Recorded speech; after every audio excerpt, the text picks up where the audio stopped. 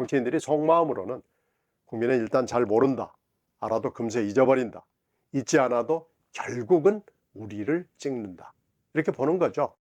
거대 양당이 지배하는 정치 구도에선 더 심하게 나타납니다. 여러분 안녕하십니까? 신경민의 더 멘트 시작하겠습니다. 오늘은 좀 새로운 시도를 해볼까 합니다. 최근 여야 정치인들이 하는 말과 행동 또는 침묵에서 어이없거나 화를 돋구거나 심지어 우픈 일이나 이해 불가가 많이 나옵니다.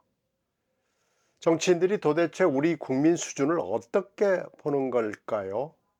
그래서 오늘은 그 가운데 몇 가지를 함께 생각해 보도록 하겠습니다. 최근에 제일 황당한 사람은 국힘당 장동혁 대표입니다. 이해할 수 없는 하루 동안의 침묵에다가 다음날 기상천외한 발언을 했죠. 윤석열 1심 선고에선 사형이나 무기냐 둘 중 하나로 대충 예상이 나왔고 내란죄에 대한 판단에 대해서 관심이 모아졌습니다. 그래서 선고가 나오자마자 입 달린 사람들이 다 마디시겠지만 거대 야당 대표 딱 한 사람만이 침묵했습니다. 그리고 다음날 나온 얘기는 들으신 대로 정치적 상식과 역사적 흐름을 정면으로 거슬렀습니다. 우리 현대사와 작금의 비상계엄과 탄핵을 겪은 정치인이 이렇게 얘기할 순 없습니다. 우군은 물론이고요. 국민의 마음에 대못을 친 겁니다. 극소수의 사람들과 정치를 하겠다는 망명 독립선언으로 보입니다. 야당이 이런 자세를 유지하는 한 향후 정권 교체는 이루어지겠죠. 그런데 정당 교체가 쉽지 않겠다는 생각이 절로 듭니다. 장 대표는 정치를 후퇴시키는데 큰 일을 하고 있습니다. 민주당은 야당복을 타고난 게 분명합니다. 황당한 일이 또 있었습니다. 기자회견장에 나온 장 대표는 검은 양복에 검은 타이를 입었죠. 아마 민주의 종말을 상징하는 모양으로 그랬을 겁니다. 하지만 지금 어느 집에 초상이 나고 있는지 분간을 하지 못한 거 아닐까요? 장 대표는 상주 자격인지 문상객 자격인지 아니면 초상집을 지나가는 손님인지 알쏭달쏭합니다. 또 이정현 공관위원장이 첫 회의에서 입은 야전 상의 차림이 분명히 눈에 거슬립니다. 본인은 위기를 극복하려는 의지의 표현이다라고 말하지만 다 싹 쓸어버릴 수 있다는 상징으로 보인다는 해석이 많습니다. 장 대표와 이 위원장의 옷차림은 달랐지만 일맥상통하는 생각이 엿보입니다. 아주 적은 숫자의 극단적 지지자만 눈에 보이고 지방선거는 물론이고 총선, 대선에 모두 관심이 없어 보입니다. 최근에 있었던 침묵으로 말하자면 이재명 대통령과 고위직을 빠뜨릴 수 없습니다. 우리나라 제일 큰 현안 중 하나가 미국 관세 문제이고 한미 관계입니다. 아무리 관세 문제가 크게 커지고 기업에서 악소리가 나와도 대통령과 고위직은 이에 대해서 침묵합니다. 부동산 문제로는 새벽까지 요모조모 이런저런 말을 섞고 참여하지만 미국 문제는 유구무원입니다. 대통령은 취임 이후에 트럼프와 케미를 자랑하고 비서실장 그리고 총리는 백악관에 핫라인이 있다고 큰소리 쳐왔습니다.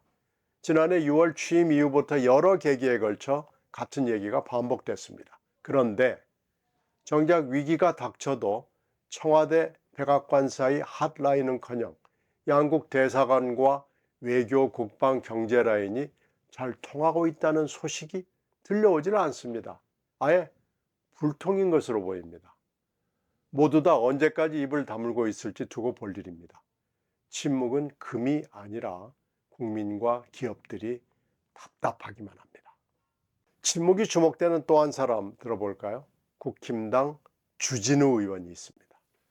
한동훈 제명 사태로 국힘당과 정가가 시끄러울 때 주 의원은 결국 입을 열지 않았습니다. 주 의원은 한동훈 전 대표의 당 게시판 사태 초기에 당내 조사를 맡았거든요. 그러니까 이 시점에서 이 사안을 제일 잘 아는 사람으로서 적어도 한마디를 했어야 합니다.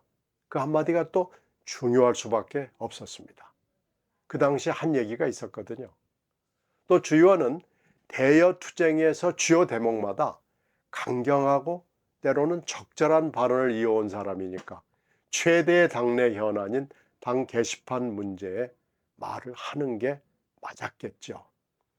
혹시 지금의 침묵이 영남 지역구 분위기나 국힘당 현역들의 보신 기류 아니면 다가오는 지방선거 공천을 염두에 둔 일이 아닌가 모르겠습니다. 소신과 용기를 보일 좋은 기회를 침묵으로 뭉개버린 셈입니다. 국힘당 윤리위원회가 배현진 서울시당 위원장을 중징계하면서 아동 사진 무단 게시를 이유로 들었습니다. 나머지 윤석열과 장 대표에 대한 비난, 비판, 조롱과 폄훼는 가볍게 넘어갔습니다. 결정 이후에 장동혁 대표가 직접 그렇게 설명을 또 했습니다. 국힘당이 아동과 여성 인권에 대해서 그렇게까지 배려했는지 저는 금시초문입니다. 지방선거 넉 달을 앞두고 서울시당 위원장에 대해서 1년 당원권 정지를 결정할 만큼 국힘당이 약자 배려를 과시했다? 득표에 도움을 주려고 그랬을까요?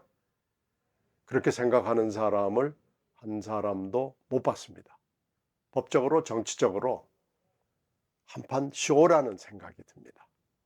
윤리위가 그렇게 윤석열과 장 대표에 대한 비판과 비난에 관대하게 대응했다면 왜 김종혁 전 최고위원에게는 그렇게 엄격했는지 이해가 되질 않습니다. 김 최고는 비슷한 사안에서 탈당 권유 결정을 받았습니다. 제명이나 마찬가지죠. 김 최고에 대한 결정에서 언론 자유나 표현 자유는 존재하지 않았고 앞과 뒤가 달라서 당혹스럽습니다. 윤리위는 무슨 생각을 하는지 짐작하기 어렵습니다. 송영길 대표 얘기해 볼까요? 최근 송영길 소나무당 대표의 항소심 무죄 선고 이후에 송 대표 본인과 관련자들의 말과 행동이 참 혼란스럽습니다. 송 대표는 소나무당 해체, 민주당 복당 그리고 개항을 공천을 쏟아냈습니다. 검찰이 상고 포기를 하면서 무죄는 확정됐지만 그 이전에 송 대표는 원래 아무 죄가 없었고 결국 무죄가 확정된 것처럼 메시지를 날렸고요. 대통령이 축하 전화를 했노라고 말했습니다. 이런 송 대표와 청와대의 행태는 일반인으로서는 흉내내기가 어렵습니다. 생각하기 힘듭니다. 무죄 확정이 아닌 상태에서 송 대표와 대통령은 법적 정치적으로 도를 지나쳤고 검찰을 압박한 거나 마찬가지입니다. 검찰이 있으나마나하게 되면서 우리나라 사법체계에서는 항소 포기와 상고 포기 그 두 개를 합치면 상소 포기가 뉴 노멀이 되어버렸다고 말해도 과언이 아닙니다. 이제 무죄가 나오면 상소란 제도는 법전에만 존재하는 게 돼버렸습니다. 더구나 송 대표 항소심 무죄의 이유는 수집된 증거가 법 절차를 어겼다는 게 근거였습니다. 죄가 없는 게 아니죠. 증거를 인정할 수 없는 수사상의 실수가 있었다는 뜻입니다. 이런 경우에 검찰은 말로라도 대법원에서 다툴 수 있는지 충분히 검토하겠다라고 얘기합니다. 사실 수사 단계에서 국민들의 귀가 닳도록 돈봉투 녹음이 오랫동안 반복됐습니다. 검찰은 이제 검토할 힘과 용기마저 잃었다는 얘기입니다. 참 불쌍하게 된 거죠. 그러나 정치인에게는 법도 중요하지만 윤리와 도덕도 중요하기 때문에 송 대표는 무죄 선고에 대해서 환호 작약하기 이전에 몸을 낮춰야 했습니다. 무죄 확정 이후에도 몸을 가다듬었어야죠. 그런데 이제 정치인은 그럴 필요를 느끼지 못할 정도로 국민이란 존재가 안중에 들어오지 않는다는 것일 겁니다. 최근에 가장 재미있는 모임은 민주당의 공소 취소를 추진하는 모임일 겁니다. 이런 모임이 집권 여당에 존재하는 현실이 흥미롭기도 하고 개탄스럽습니다. 지금까지 정치의 금도로 존재하던 수사와 재판에 대한 관여 금지와 대법원에 대한 최소한의 존중은 이제 찾아보기 힘들어졌습니다. 그럼에도 불구하고 여당 의원 상당수가 대통령의 공소를 직접 문제로 삼는 일은 상상하기 힘들고 낯선 일입니다. 다수의 재판에서 피고인인 대통령을 둔 때문이겠죠. 검찰의 기소가 정말로 문제였다면 다른 사법적 방법이 있고 그 구제 절차로 충분할 겁니다.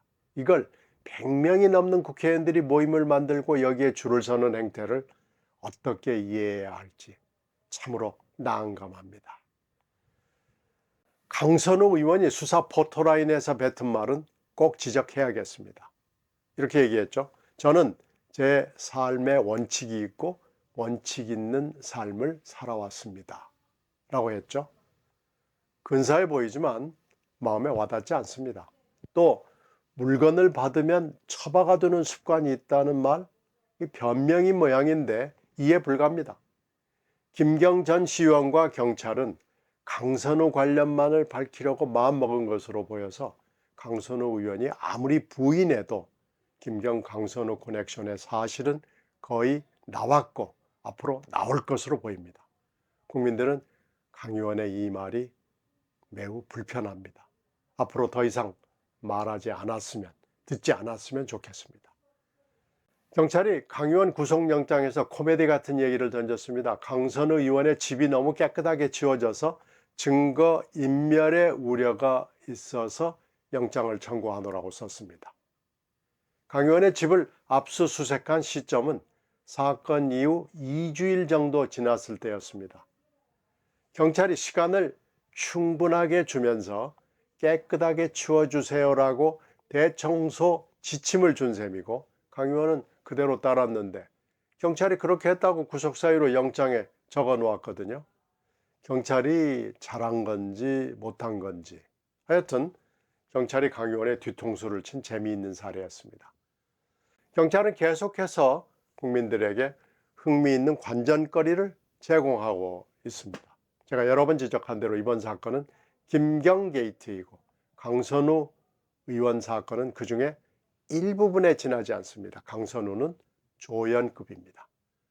서울시의회가 녹음을 무더기로 경찰에 갖다 주고 김경이 동대문, 강서구 중앙당, 영등포구를 돌면서 고위층에게 정치 쇼핑하고 다니는 흔적을 보여줘도 경찰은 강선우 의원 사건만 열심히 파고 있습니다.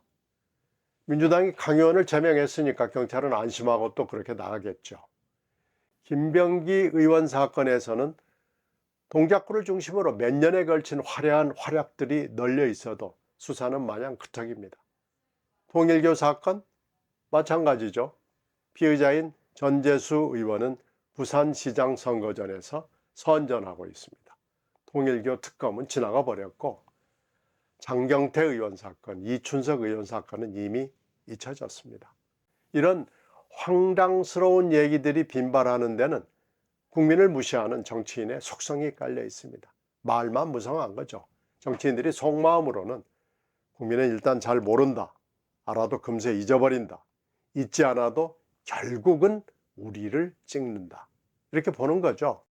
거대 양당이 지배하는 정치 구도에선 더 심하게 나타납니다.